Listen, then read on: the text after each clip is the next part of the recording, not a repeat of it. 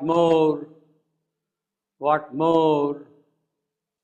If more must still be done.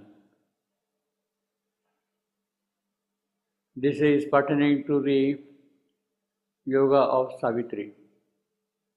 Savitri has already advanced a great deal in her yoga. She has already discovered her soul. It is already in the soul of hers the divine power seated. It is already dwelling, the divine Shakti is already dwelling in the soul of Savitri. The divine soul and the human soul of hers, of Savitri, they have come together. They have met, they have fused into each other. The immortal and the immortal in the mortal, they have come together. They have rushed into each other. They have grown one. Yes, the divine soul is already present now in the soul of human Savitri. An image shines out in her secret soul. It is revealed in her secret soul. It is present, all the while, in her secret soul. She undergoes a high celestial change.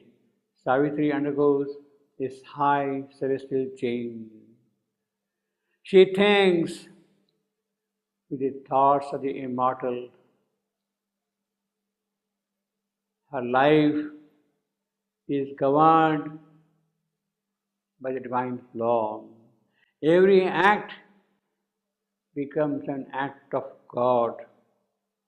All is supported by the soul of Savitri. Her thought, her life, her action, everything is supported by their soul. All is supported by it. Inner law of beauty shapes life. All grows towards knowledge, towards bliss, towards strength, power. All that is ugly, all that is sinful, all that is repugnant, take leave. The mind then lifts a cry of victory. Yes, mind then lifts a cry of victory. O soul, my soul, we have created heaven, found within God's kingdom. We are found within God's kingdom. Space is turned into a gulf of peace. Body is the house of bliss. That is a cry of victory lifted by mind. Yes, all is one. All is one. What more? What more? If more must still be done. All is one. What is there now remaining to be done? But this victory is the first stage of perfection. This victory is the first stage of perfection. The process of evolution is not over with it, and much yet needs to be done. The fusion of the divine soul and the immortal is the first stage of perfection. After that, there is the whole question of the inconscient nature and that needs to be addressed, that needs to be changed. The real change has to take place.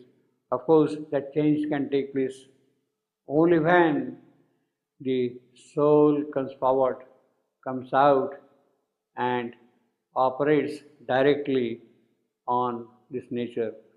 All that is achieved is only fixing up the camp of God in nature, camp of God, establishing the soul here.